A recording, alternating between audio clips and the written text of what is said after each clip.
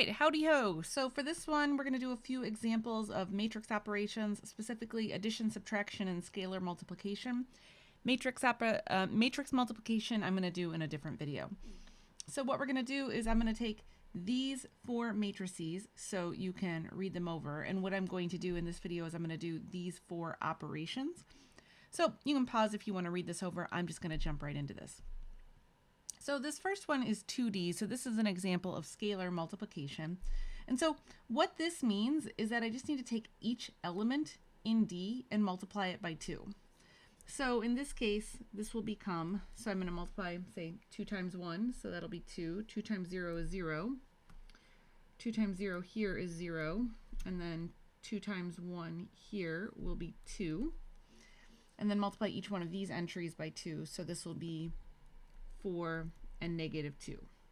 And that's all scalar multiplication is asking us to do. So next, let's do an example of A plus C.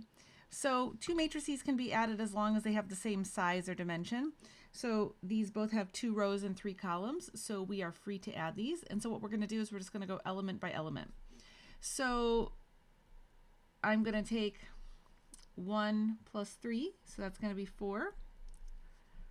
2 plus 1, so that's going to be 3. 3 plus 2, so that's going to be 5. And then I can keep going, so this will be negative 3, 1, and 1. So I added each one of these to each one of these. Next I have C minus 2A. Okay, so now this is combining both scalar multiplication and we're subtracting two matrices.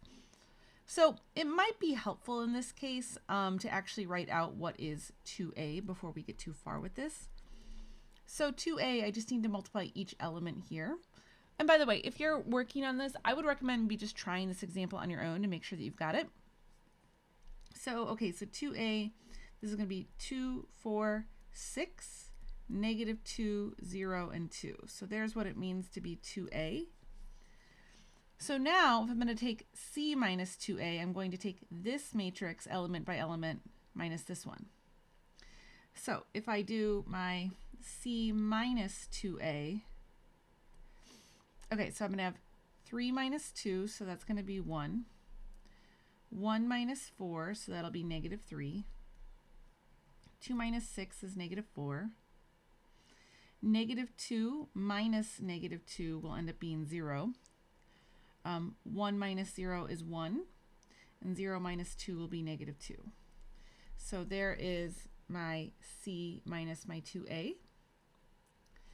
And then finally, I have 2A plus 3D. So notice here, so here's my A, here's my D. These are not the same size or dimension.